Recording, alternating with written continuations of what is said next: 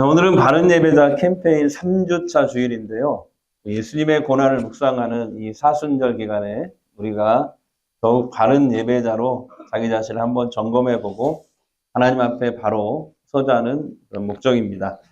오늘 성경 본문은 예수님의 그 유명한 겟셋마네 동산의 기도예요. 보통 이 말씀은 다음 주간부터, 월요일부터 이제 고난주간이 시작되는데요. 그 고난주간 때 많이 다루는 그런 말씀입니다. 하지만 이 예수님의 이 겟셋마네 동산의 기도를 자세히 들여다보면 오늘 우리들에게 가장 완전하고 위대한 예배의 모범을 보여주고 계심을 알 수 있습니다. 예수님은 지금 십자가 죽음을 앞두고 계셔요. 네. 제자들은 그것을 꿈에도 몰랐지만 예수님은 알고 계시잖아요. 십자가 죽음을 앞두고 이제 제자들과 함께 겟셋마네 동산에 올라가서 기도하십니다. 이 겟셋마네 동산에는 그 예루살렘 성지순례를 가면은 예루살렘 그 올드시티에서 이렇게 예루살렘 좀 고원지대에 있거든요. 밑으로 조금 이렇게 한 30분 걸어서 내려갔다가 다시 이렇게 올라가면 낮은 동산처럼 되어 있는데 거기 가보면은 올리브 나무가 2000년이 넘는 예수님 시대부터 있었던 그 올리브 나무가 빽빽히 있어요. 예. 겟셋마네라는 말 자체가 그 올리브를 돌로 짓이겨서 기름을 짜내다 이런 뜻입니다. 겟셋마네. 바로 그런 곳에서 예수님이 자주 기도하러 가셨던 것 같아요. 근데 오늘 본문은 이제 십자가 죽음을 앞두고 이제 곧 앞두고 이 기도를 가셨는데 기도하시면서 매우 고민하고 고통하시는 겁니다. 38절 보시면은 이렇게 나와 있어요. 내 마음이 매우 고민하여 죽게 되었습니다. 또 히브리서 5장 7절에는 심한 통곡과 눈물로 간구와 소원을 올렸고 이렇게 되어 있습니다. 자, 이때 우리 주님이 얼마나 이 간절하게 기도하셨는지요. 예, 이 땀방울이 이 땅에 떨어질 때 핏방울로 바뀌어버립니다. 예, 누가복음 22장 44절 다 같이 읽습니다. 예수께서 힘쓰고 애써 더욱 간절히 기도하시니 땀이 땅에 떨어지는 핏방울 같이 되더라. 의사 선생님들이 얘기하는데 정말 사람이 간절해지면은 애간장 놓는다고 하잖아요. 그러면 땀에서 피가 섞여서 나온다고 합니다. 예. 왜 주님은 십자가를 앞두고 십자가 죽음을 앞두고 이토록 번민하고 고통하는 기도를 하나님께 드리셨을까요? 단순히 여러분 죽음이 두려워서가 아닙니다. 십자가 죽음은요. 하나님의 죄인에 대한 저주를 뜻하는 거거든요. 다시 말하면 세상 모든 죄인들, 우리들의 이 죄값을 대신 짊어지고 그 예수님이 그 죄 없으신 하나님의 아들이셨던 그분이 인간의 몸을 입고 세상에 오셔서 십자가의 죽음으로 우리들이 받아야 될 죄값, 하나님의 심판과 지옥의 형벌을 대신 치르는 바로 하나님의 저주를 받는 일입니다. 십자가 죽음이라는. 여러분 십자가 죽음이 구체적으로 어떤 건지 아십니까? 이 기록에 보면요. 이 십자가 처형은 당시 로마 제국이 반역자나 극악무도한 그런 범죄자에게만 내리던 역사상, 인류 역사상 가장 잔혹하고 고통스러운 사형 방법이라고 합니다. 십자가에 달리기 전에요. 죽도록 매를 맞아요. 매를 맞아요. 그냥 십자가에 바로 못 박는 게 아니라 죄인을 처형하는 게 아니라 거의 반 죽을 때까지 채찍질을 당해요. 예, 이 영화 여러분 보셨습니까? 패션 오브 크라이스트라는 영화 그림 한번 보이시죠? 예. 보면은 이게 이제 역사적인 고증을 통해서 만든 영화잖아요. 멜 깁슨이. 근데 여기 채찍을 맞는 장면을 보면은 이게 가죽 채찍입니다. 가죽 채찍에 납덩어리가 달려 있고요. 그 다음에 짐승의 뼈가 거기 박혀 있어요. 그게 달린 가죽 채찍입니다. 그래서 이 채찍이 몸을 휘감을 때마다 여러분 살점이 뜯겨져 나가고 하얀 뼈가 드러났다고 해요. 네, 뿐만 아닙니다. 이제 이 매를 맞고 거의 죽게 되었을 즉 이제 십자가를 메고 골고다 언덕에 올라가서 그 처형장에 올라가서 이 로마 병사가 이제 못질을 하는데요. 두 손과 두 발에 못질을 하는데 그때 신경이 끊어지는 고통을 겪게 된다고 합니다. 여러분, 이 십자가형은요, 피를 흘려서 죽는 형벌이 아닙니다. 물과 피를 다 쏟으셨다고 되어 있는데, 피를 흘려서 죽는 형벌이 아니라 숨을 쉴 수 없어서 서서히 질식해 죽는 형벌이었대요. 그러니까 십자가에 못 박힌 상태로 몸이 아래로 축 처질 거 아니에요. 그러면 폐가 압박이 된대요. 그래서 숨을 내쉴 수가 없대요.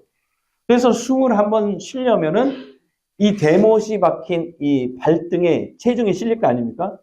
그럼 그 찢어지는 고통을 참으면서 몸을 위로 들어 올려야 한대요. 그러니까 숨을 한번 쉴 때마다 온몸이 찢어지는 고통을 보통 이 십자가형을 받는 제수들은 3일에서 4일 동안 겪는다고 합니다. 근데 예수님은 이상하게 6시간 만에 운명하셨죠. 이 빌라도 총독이 벌써 죽었어? 물어볼 정도로 그렇게 예수님은 6시간을 매달렸지만 아무튼 보통은 한 3, 4일을 간다고 합니다. 하지만 여러분, 이 육체적인 고통보다 주님을 더 짓눌렀던 진짜 고통이 뭔지 아십니까? 영적인 단절이었어요. 이 39절에 보면 주님은 지금 겟세마네 동산에서 이런 기도예요. 주님, 하나님, 이 잔을 내게서 지나가게 해 주시옵소서. 이렇게 부르짖거든요. 여기서 잔은 뭐냐면 하나님이 죄인들에 대한 이 맹렬한 진노와 저주를 상징해요. 여러분, 하나님은요, 복의 근원이시기도 하지만 저주의 근원이시기도 한다는 거 여러분 아십니까? 우리의 생사복, 인간의 생사복을 주관하시는 분은 오직 하나님 한 분밖에 없어요. 정말 우리가 반복해서 말씀드리지만은 우리가 정말 이 세상에 두려워야 될 그 한 분은 누구예요? 하나님이라고요, 하나님. 귀신들은요, 우리를 겁을 줄지는 몰라도 우리를 손댈 수 없습니다. 우리의 생명을 해할 수가 없어요. 욥기에 보면 나오잖아요. 오직 우리의 죽고 사는 거, 복을 받고 화를 입는 이 모든 것, 저주도 하나님이 주관하시고요. 그 다음에 지옥도 하나님이 만드신 거 아십니까? 어쨌든 예수님은 영원 전부터 하나님이 이 세상을 창조할 때부터 함께 계신 분이잖아요. 예, 예수님도 함께 계셨잖아요. 그런데 그러니까 영원 전부터 이 하나님과 한 번도 이 사랑의 관계가 끊어진 적이 없으신 분이에요. 공생의 33년을 예수님 보낼 때도 예수님이 가시는 곳에는 항상 하나님 아버지가 계셨고 성령님도 함께 계셨잖아요. 그런데 이제 십자가 위에서 하나님의 저주를 모든 사람들의 죄를 대신해서 죄인들의 죄값을 대신 치르기 위해서 십자가에 죽을 때 다시 말하면 하나님의 저주를 받는 거잖아요. 네. 이것은 우리 인류가 지은 온갖 추악한 죄악들, 곧 나와 이 세상의 주인 되시는 창조주 하나님을 거부하는 불신앙이 제일 큰 죄라고 성경이 얘기하잖아요. 불순종. 그 다음에 기타 살인, 간음, 음란, 탐욕, 교만, 거짓말, 이기심 등등. 이 모든 인간의 죄악들을 흠없으신 예수님 몸에 하나님 오물처럼 쏟아 부으신 거예요. 그리고 우리가 받아야 될 하나님의 공의의 심판, 그 지옥의 형벌을 대신 예수님을 우리 대신 십자가에 매달려서 하나님의 저주와 진노를 받게 하신 것입니다. 그러니까 그 순간에는 아버지로부터 철저하게 버림받고 끊어지는 영적 단절의 고통을 예수님이 이 겟세마네 동산에서 미리 겪으신 것이죠. 예수님은 자신이 인류의 모든 죄짐을 지고 십자가에서 처절히 죽는 것이 하나님의 뜻임을 아셨어요. 예수님이 죽어야 죄인인 우리가 사니까. 네, 그걸 아셨어요. 그러나 하나님이셨던 그분, 하나님의 아들이셨던 그분이 인간의 몸을 입고 십자가를 지려고 세상에 오셨잖아요, 예수님이. 죄가 없으신 완벽한 인간으로 오셨잖아요. 인간으로 오셨기 때문에 우선은 피하고 싶은 마음도 분명히 있었을 거예요. 이것이 겟세마네에서 주님이 직면하신 치열한 영적, 육적 갈등입니다. 자, 이 끔찍한 십자가의 고통을 앞두고 우리 주님은 지금 어떻게 하고 계십니까? 39절을 보세요. 다 같이요. 얼굴을 땅에 대시고 엎드려. 그렇게 기도하거든요. 여러분, 당시의 기도는요, 여러분, 유대인들의 당시 기도는 어떤 기도 문화였냐면, 서가지고, 두 손을 들고, 눈을 뜨고, 고개를 하늘을 향해서 들고, 소리내서 하는 것이 그때 당시 기도 문화였어요. 그런데 성경에서 얼굴을 땅에 탁 대고 하는 기도를 두 사람이 보여줬는데, 엘리야와 예수님이거든요. 이것은 뭘 얘기하냐면, 사람이 하나님께 드리는 가장 철저한 항복이자 절대적인 예배의 자세입니다. 완전 얼굴을 땅에 대고 엎드려서 기도하는 거예요. 근데 여러분, 엎드리다는 말 자체가, 엎드리다, 하나님 앞에 부복하다, 엎드리다는 말 자체가 예배라는 뜻입니다. 예배, 엎드리고 또 엎드리다, 한자로 그렇게 되어 있거든요. 예. 그게 예배예요. 다른 게 예배가 아니에요. 그렇다면 오늘 우리의 예배는 과연 어떻습니까? 우리는 예배당에 나올 때 수많은 나의 뜻을 가지고 나오잖아요. 하나님, 내 사업이 잘 되게 해주십시오. 내 자녀가 성공하게 해주십시오. 우리는 예배를 통해서 나의 자아를 실현하려고 합니다. 예배가 우리 인생의 목적이 되는 게 아니라 수단이 돼요. 나를 위한, 나의 성공을 위한, 나의 편안을 위한 수단이 돼요. 그래서 예배에 나온다 할지라도 내 고집, 내 욕망, 세상의 욕심을 꺾지 않은 채 뻣뻣한 목으로 이 자리에 앉아있는 경우가 많습니다. 그리고 예배 시간에 내 생각과 다른 하나님의 말씀이 선포된다면 여지없이 튕겨버립니다. 오직 내가 원하는 축복의 말씀만 골라서 아멘해요. 여러분, 자기를 부인하고 십자가를 지고 예수님을 따라야 됩니다. 그러면 아무도 아멘을 안 하잖아요. 여러분, 여러분의 자녀가 잘 되고 사업이 잘 되고 그러면 계속 아멘합니다. 하나님의 뜻과 내 뜻이 충돌할 때 우리는 결코 엎드리지 않아요. 엎드리다는 말 자체가 엎드리고 또 엎드리다가 예배라는 뜻이거든요. 오히려 하나님이 내 뜻에 맞춰주시기를 강요합니다.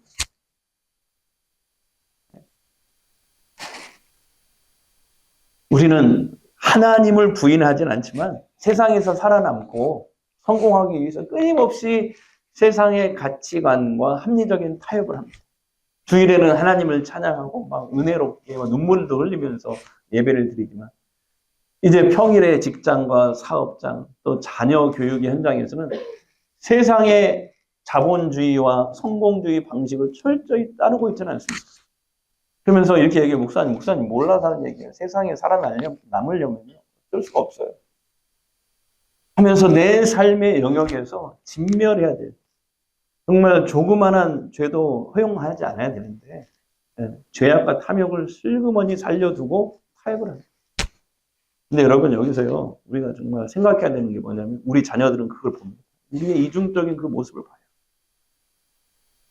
우리 자녀들이 교회에서는 다윗과 골리앗 이야기를 듣지만은 평소에 부모의 삶을 보거든요. 거기에서 괴리감을 느끼는 거예요.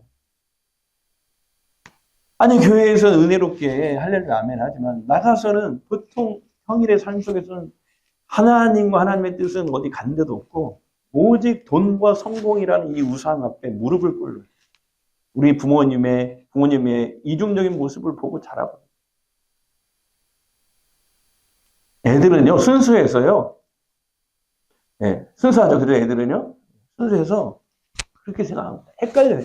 제가 매일 10,000보씩 걷거든요. 일단 근육 운동도 하지만 어떻게 걷냐면 여기에서 출발해가지고 기지지 한 바퀴 돌고 오면 1시간 반 걸리는데 그게 딱 10,000보예요. 그런데 항상 갈 때마다 그 미혹을 받아요. 미혹. 그게 뭐냐면은 여기 교회에서 이 아파트로 건너가야 하잖아요. 그때 신호등이 있어. 신호등. 근데 이게 왜 이렇게 길어 여기가. 빨간불이 3분이야. 3분. 근데 보면 차가 별로 안 와 이렇게. 그래가지고 항상 이렇게 미혹을 받아요. 야, 뛰자. 그냥 빨간불인데 뛰자. 그래가지고요, 한 번은 딱 뛰었는데 걸렸네. 누구한테 걸냐면, 초등학교 1학년. 제가 이렇게 딱 그 반대편에 서 있다가, 아저씨, 처음에 아저씨가 누군가 했는데 내가 아저씨였더라고요. 그래서 목사님이라는 소리만 듣다가, 왜? 그러니까, 왜 빨간불인데 건너와요? 딱 이러는 거야. 미안하다. 미안해. 아저씨가 다시는 안 그럴게. 그리고 지금 다시는 안 그러고 있습니다. 예. 아이들은 순수해요. 이렇게. 근데 우리가 자꾸 그런 이중적인 모습을 보이면 결국 우리의 자녀들은 다음 세대가 아니라 완전히 교회를 떠나는 다른 세대가 됩니다. 여러분 지금 한국교회 안에 우리 어린이부, 중고청 이 아이들이, 이 청년들이 지금 미종족이 되고 있어요. 5%가 안 돼요, 예수님. 한국교회 미래가 앞으로 30년, 40년 후에는 정말 불투명합니다. 지금 그런 상황이에요. 지금 해외 나가서 선교사들이 선교도 해야 되겠지만 당장 시급한 게 우리 국내 안에 우리 자녀들 전도하는 게 더 시급하다. 그렇게 돼버렸어요. 왜 그래? 다 우리 책임 아니에요? 다른 모습 보여요. 예배 때 다르고 삶이 다르고. 우리 아이들 다음 세대가 아닌 다른 세대로 만든 그 모든 책임 다 우리가 져야 되지 않겠어요? 며칠 전에 아는 제 지인 중에 초등학교 선생님이 있는데 이분과 대화를 나누게 됐는데 이 선생님은 새로운 학교로 이제 몇 년씩 이렇게 옮긴다고 하더라고요. 새로운 학교에 이제 부임을 하게 됐대요. 3월 달에 새로 이제 아이들을 맡았는데 초등학교 2학년 반을 맡게 됐어요.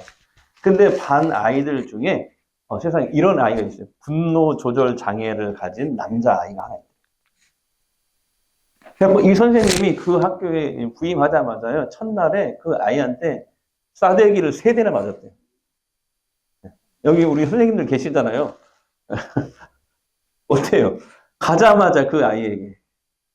그래서 처음 2주 동안은 꼭 참고, 이 아이는 그래도 이분이 크리스찬이니까 어떻게 하든지 바르게 지도해 보려고 꼭 참고, 지도해 보려고 무단히 애를 썼대요. 공부도 따로 이렇게 가르쳐 주려고 이렇게 했는데, 근데 이 아이는 전혀 흥미를 보이지 않았고, 공부하자고 하면은 도리어 막 스트레스를 받고 포악해지는 거예요. 그러면 옆에 있는 다른 친구들도 막 무는 거예요, 물고, 뭐, 어른들은 뺨을 때리고, 자기 부모도 때리고, 선생님도 때리고. 그러니까 뭐든지 자기 뜻대로 안 되면 막 분노해서 부모도 때리고, 선생님도 때리는 그런 아이였던 거예요. 이미 학교에서 유명한 문제 아이였더만요. 이분만 이제 늦게 아는 거죠. 교장 선생님조차도 그 아이가 좀 빨리 전학 갔으면 좋겠다. 바랄 정도였대요. 근데 저 학교 다닐 때는 엄청 선생님들한테 두드려 맞고 자랐거든요. 안 그런가요? 저는 안 맞았는데, 예, 그래서 학교 분위기. 그리고 선생님들이 정말 무섭고, 잘 따랐거든요. 예. 근데 요즘에는 회초리도 될 수가 없어요. 큰일 납니다. 제대로 훈육할 방법이 없었어요. 결국 2주 만에 이 선생님은 마음속에서 그 아이를 완전히 포기하고 완전히 내려놨대요. 근데 그때부터 이 아이가 공부하기 싫다고 하면은 선생님이 그래, 너 하지 마. 너 하고 싶은 대로 다 해. 하고 이제 그 학급에 장난감이 있으면 그 장난감 가지고 노는 거예요, 가는. 그냥 내버려 뒀대요, 그냥. 근데 그렇게 안 하면 다른 아이들에게 피해가 가니까. 막 물고 때리니까. 자기가 하고 싶은 대로 그냥 내버려 뒀더니 세상에 이 아이가 온순해지더래요. 온순해지는데 그 아이를 다루는 방법을 이제 알았다면서 그게 뭐냐면 여러분 참 슬픈 얘기인데 그냥 내버려 둔다. 그 아이가 계속 생각해 보세요. 그런 모습으로 자라난다면 훗날 사회에서 얼마나 불행한 인생을 살겠습니까, 여러분? 뻔하죠. 저는 이 선생님과 대화를 지난주에 나누면서 등골에 제가 서늘해지는 무서운 생각이 들더라고요. 뭐냐면 이런 생각이 있어요. 어쩌면 하나님 앞에 서 있는 우리의 모습이 딱 그 아이와 같지는 않을까. 아니 그렇잖아요. 우리가 하나님의 하라고 하시는 것은 죽어도 하기 싫다고 버티고 막 화를 내고 오히려 내가 하고 싶은 것만 골라서 하려고 막 때를 쓰는 것은 아닌지. 하나님 앞에 예배 드린다고 하는 우리들의 모습이 그 아이와 같은 모습은 아닌지 이런 생각이 들더라고요. 그리고 그 아이와 같이 내 뜻, 내 개인, 내 생각만 고집하고 살아간다면 아마 하나님도 그랬을 것 같은데 결국 그럴 것 같아요. 그래, 어쩔 수 없다. 네 마음대로 한번 살아봐. 그러실 것 같아요. 그냥 내버려 둔다. 왜 그러냐면 성경에 그런 말씀이 있거든요. 또 우리 하나님은 사탄과 귀신들과는 다르게 아주 인격적이신 분이시고, 같이 인격의 하나님. 예, 예. 예, 귀신들은 우리를 고려하지 않고 막 쳐들어오잖아요. 하나님 그러잖아요. 우리의 창조주, 우리의 주인이시지만 결코 폭군처럼 주인 행세를 하지 않으세요. 이게 인격의 하나님의 뜻이거든요. 우리가 대신 이것이야. 우리가 하나님께 확 의지하고 요청하고 내 삶을, 내 길을 인도해 달라고 막 엎드리고 매달릴 때, 네 글자로 뭐라고 하냐면 성령 충만이라고 합니다. 다시 말할게요. 우리가 하나님을 막 의지하고 막 요청하고 내 삶을 좀 인도해 주시라고 엎드려서 매달릴 때, 이걸 네 글자로 뭐라고 한다고요? 성령 충만. 다른 게 성령 충만이야. 그게 성령 충만이야. 그때 우리 안에 계신 성령님이 일하십니다. 요청할 때. 요청하지 않으면 일을 하지 않아요. 또 제가 최근에 이런 얘기도 들었습니다. 어느 교회 집사님 얘기인데요. 이제 이분이 굳은 결심을 하고 다이어트를 시작했대요. 네. 식단 조절을 잘 해나가는 어느 날, 저도 1년 동안 한 12kg 뺐습니다. V라인이 좀 살아있죠? 어르신들 걱정하지 마세요. 1년 동안 뺀 거니까. 저만 보면 왜 이렇게 살이 빠졌냐고 막 그러는데, 건강을 위해서 한 거니까요. 식단 조절을 이 집사님이 잘 해나가던 어느 날 출근길에 평소 자기가 제일 좋아하는 유명한 빵집 앞을 차를 타고 지나가게 됐는데, 창문을 열었더니 갓 구운 달콤한 빵 냄새가 차 안으로 확 들어오는 거예요. 도저히 참을 수가 없는 거예요. 그래서 집사님이 운전대를 굳게 잡고 아주 간절하게 기도를 시작했대요. 주님, 제가 지금 다이어트 중인 거 아시죠? 하지만 오늘 저 빵을 먹는 것이 정녕 주님의 뜻이라면 저 빵집 바로 앞에 빈 주차 공간이 딱 하나 있게 해 주시옵소서. 만약 자리가 없다면 주님의 뜻이 아닌 줄 알고 미련 없이 지나가겠습니다. 딱 이렇게 기도를 하고 이제 그 앞을 간 거예요. 자, 그리고 며칠이 지났습니다. 이 집사님이 목장 모임이 왔대요. 오늘도 목장 모임 하잖아요. 목장 모임에 와서 아주 은혜롭게 간증을 합니다. 목장 식구 여러분, 기도는 반드시 응답됩니다.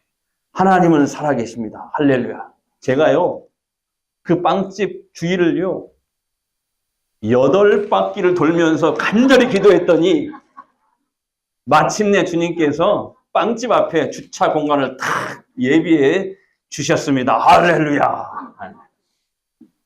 여러분, 성도 여러분, 우리가 다 지금 웃었지만은 가만히 생각해 보면 이것이 바로 우리의 부끄러운 자아상이 아닐까요? 내 마음속에 이미 결론을 다 내려놓고 내가 원하는 것 얻어낼 때까지 8바퀴고 10바퀴고 돌면서 때를 쓰는 거예요. 물론 하나님의 뜻이라면 때를 써야죠. 근데 내 뜻인데, 하나님의 뜻과는 전혀 상관없는 내 뜻인데, 이거 답정녀라고 하죠. 답정남이라고 하고, 답을 가지고 하나님 앞에 제재, 그건 예배가 아니에요. 그리고 마침내 내 욕심이 채워지면 그걸 가리켜서 하나님의 뜻이라고 포장하잖아요.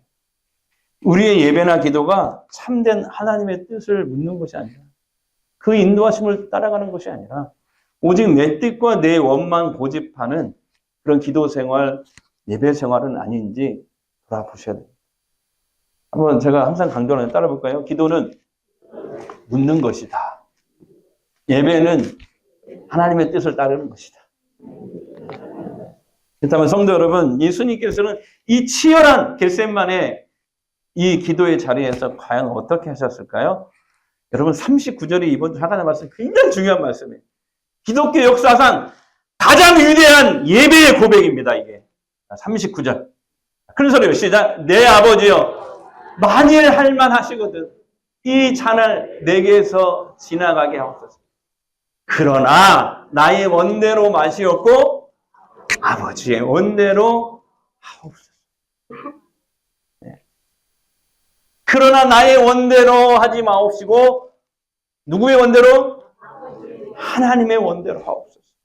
그렇습니다. 예수님께서 친히 보여주신 참된 예배자의 모범은요, 바로 하나님과 하나님 말씀 앞에 내 자아를 완전히 예배하는 거예요. 엎드리는 거예요. 엎드리고 또 엎드리는 거예요. 내 자아를 완전히 산산조각 내는 거예요. 그게 예배. 예배라는 것이 엎드리고 또 엎드리다는 뜻이잖아요. 내 계획, 내 자아가 사라진 채로 예배 드리면 예배가 아니에요. 여러분, 참된 예배는 내 뜻을 십자가 앞에 다 내려놓고 철저하게 자기를 부인하는 시간이 바로 예배입니다. 그렇습니다. 여러분, 예배의 절정은요, 막 찬양을 부르면서, 아까도 십자가의 보혈 부르는데 막 눈물이 나더라고요. 그렇게 찬양 부르면서 가슴이 뜨거워지고 눈물을 흘리는 말씀을 들으면 은혜 받고 감동이 있지 않습니다. 그 감동을 넘어서 내게 주어진 십자가를 짊어지고 각자의 삶의 자리는 다 다르지만 그 삶의 자리에서 하나님의 뜻을 향해 묵묵히 걸어가는 순종의 발걸음. 그것이 참된 예배의 절정인 것입니다. 성도 여러분, 우리가 바로 이 자리에서 내 욕심을 꺾고 말씀 앞에 철저히 엎드리는 진짜 예배자로 우리가 서기 위해서 어떻게 해야 될까요? 아버지, 제발 당신의 원대로 마옵시고 나의 원대로 해주세요가 아닌 예배와 기도할 때마다 하나님 앞에 예수님처럼 예배하는 거, 엎드리는 거. 엎드리고 또 엎드리고 예배잖아요. 하나님 앞에 내 자아를 내려놓는 내 계획을 다 구복시키는 예배시키는 거죠. 내 방법을 예배시키는 다 자아를 놓고 엎드리는 거예요. 엎드리다. 그게 두 글자로 뭐라고요? 예배. 그리고 또 우리 안에 끊임없이 육체의 소욕은 너무 끈질기고 강해요. 하나님 앞에 바른 예배자로 살아가고 싶은데 끊임없이 육체의 소욕이 올라오니 그때도 하나님 앞에 구복해야 돼. 예배해야 돼. 갈라디아서 5장 17절에 이런 말씀이 나와요. 같이 읽겠습니다. 육체의 소욕은 하나님을 거스리고 또 성령은 자신의 안에서 끊임없이 올라오는 육체의 소욕을 꺾지 않으면요. 우리가 아무리 와서 훌륭한 예배를 드린다 하더라도 겉으로 볼 때는 하나님의 뜻과는 오히려 정면으로 배치하게 그렇게 돼요. 예배를 드린다고 왔는데 내 자아를 죽이지 않으면 내 계획만 가지고 나오면 배치가 오히려 우리 인생은 내 예상과 계획을 벗어날 때가 훨씬 많습니다. 제가 짧은 인생이지만 살아보니까 그런 것 같아요. 하나님은요, 하나님 뜻대로 하십니다. 절대 우리 뜻대로 안 하셔요. 살아보니까 그러더라고요. 안 그래요? 하나님은 하나님 뜻대로 하셔요. 그러니까 아예 처음부터 구복하세요. 엎드리고 또 엎드리고 오늘도 엎드리고 내일도 엎드리고 다음 주일도 엎드리고 내 삶을 인도해 주십시오. 하나님의 일하심은 종종 우리가 예측할 수 없는 방향으로 다가옵니다.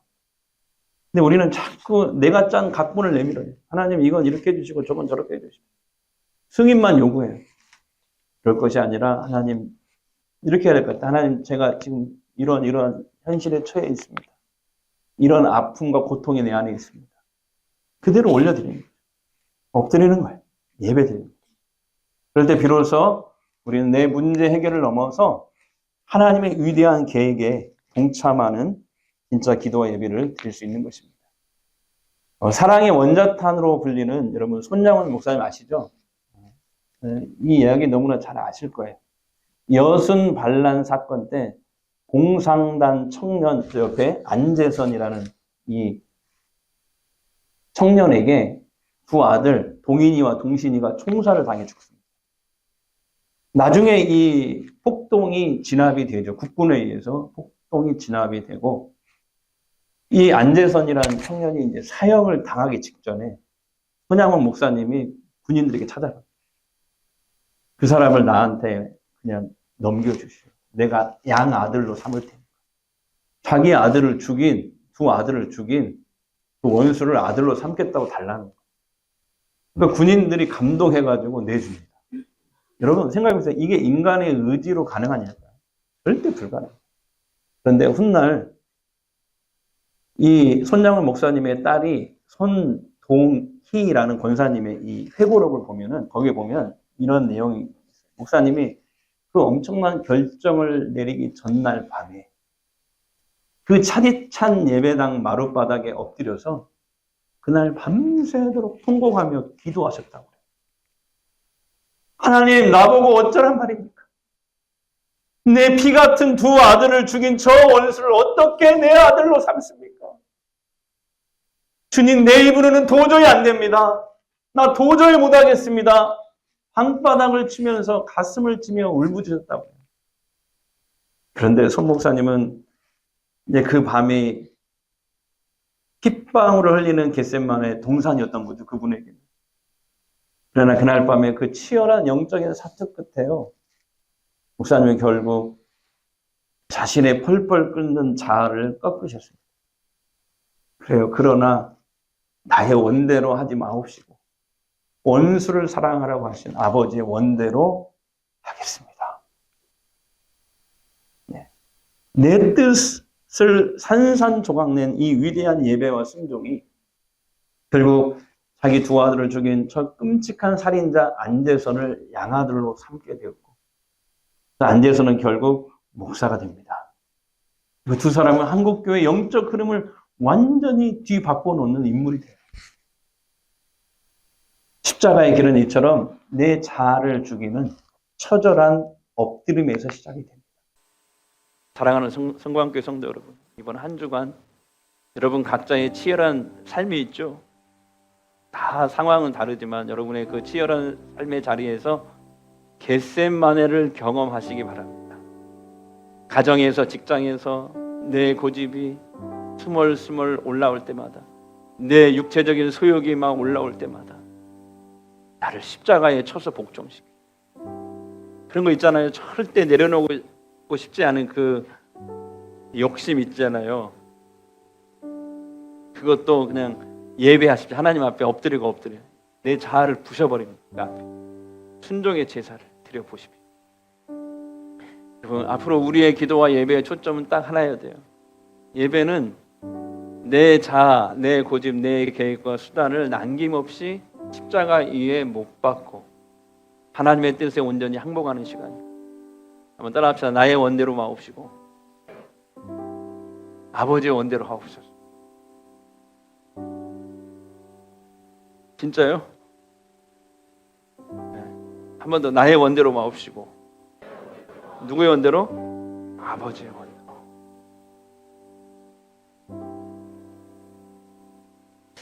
우리의 삶의 자리에서 참된 순종의 예배자로 우뚝 서시는 저 여러분 되시기를 주의 이름으로 축복합니다. 십자가를 질 수 있나 주가 물어보실 때 죽기까지 따르오리 성도되다 하였다. 우리의 심령 우리의 심령 주의 것이니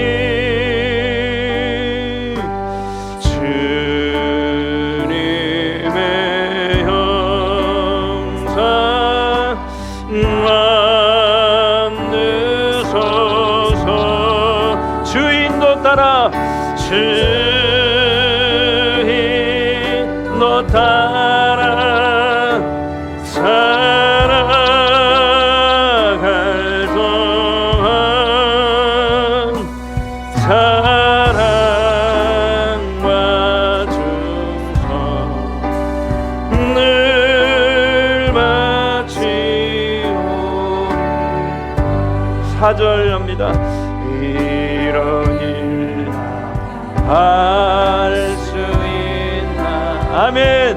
주가 물어보실 때 용감한 자 바울처럼 선뜻 대답하니 우리의 심령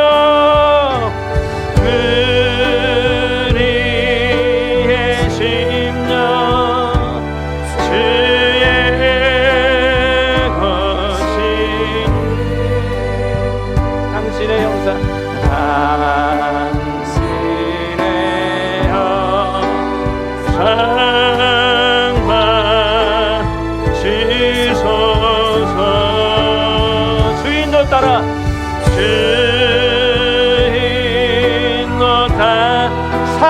동안 살아갈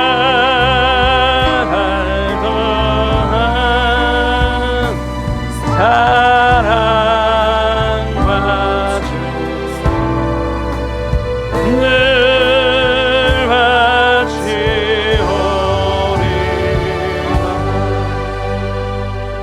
이 시간 우리 한번 합심해서 기도하는데요, 이 시간 들은 말씀을 붙잡고요, 다 함께 기도했으면 좋겠어요. 우리는 그동안 내 뜻을 이루기 위해 하나님과 종교적인 거래를 하려고 했고, 예배 시간조차도 내가 짠 각본대로 하나님이 움직여 주시기를 강요하진 않았습니까?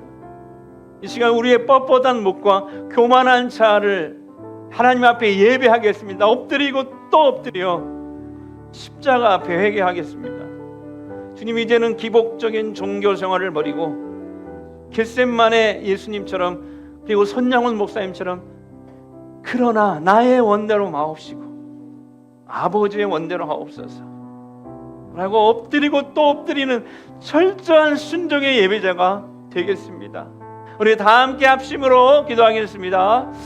우리 아버지 하나님 감사합니다. 우리 아버지, 우리를 그동안 내 뜻을 이루기 하나님과 종교적인 거래를 내가 짠 각본대로 하나님 움직여주기를 바랍니다. 이 시간 우리의 뻣뻣한 목과 요만한 자를 십자가 앞에 얘기하며, 주님, 이제는 기복적인 종교 생활을 버리고 겟셋만의 예배 지키심처럼, 손양원 목사님처럼 나의 원대로 마옵시고 오직 아버지의 원대로 하옵소서. 엎드리는 철저한 순종 예배자가 되겠습니다.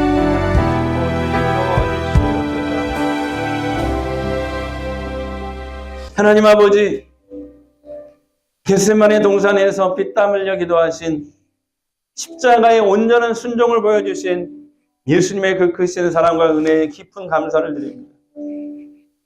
예수님이 죽기까지 순종하셨기에 오늘 우리들은 구원받은 하나님의 자녀로 또 이렇게 주일의 예배당에 나와서 예배를 드리는 줄 믿습니다. 오늘 말씀을 통하여 우리의 부끄러운 자화상을 봅니다. 우리는 예배당에 나와 앉아 있으면서 여전히 내 뜻만을 관철시키려고 했고, 내가 원하는 각본대로 하나님이 결제해 주시기만을 바랐던 어리석은 자들이었음을 고백합니다. 내 뜻대로 되지 않으면 아까 그 아이처럼 불평하고 끊임없이 분노하고 내 자아를 실현하기 위해 하나님과 종교적인 거래를 하려 했던 우리의 교만함을 십자가의 보혈로 덮어 용서하여 주시옵소서. 이제 모든 성도들이 주님이 걸어가신 그 십자가의 길, 순종의 길을 따라가기를 원합니다.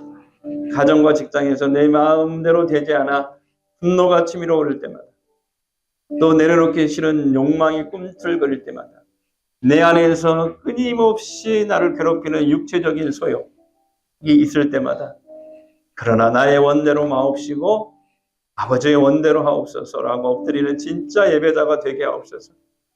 그리하여 우리의 이 뼈아픈 자기 순종과 부인을 통해 우리의 인생이 변하고 가정이 살아나는 위대한 기적을 경험하게 하옵소서.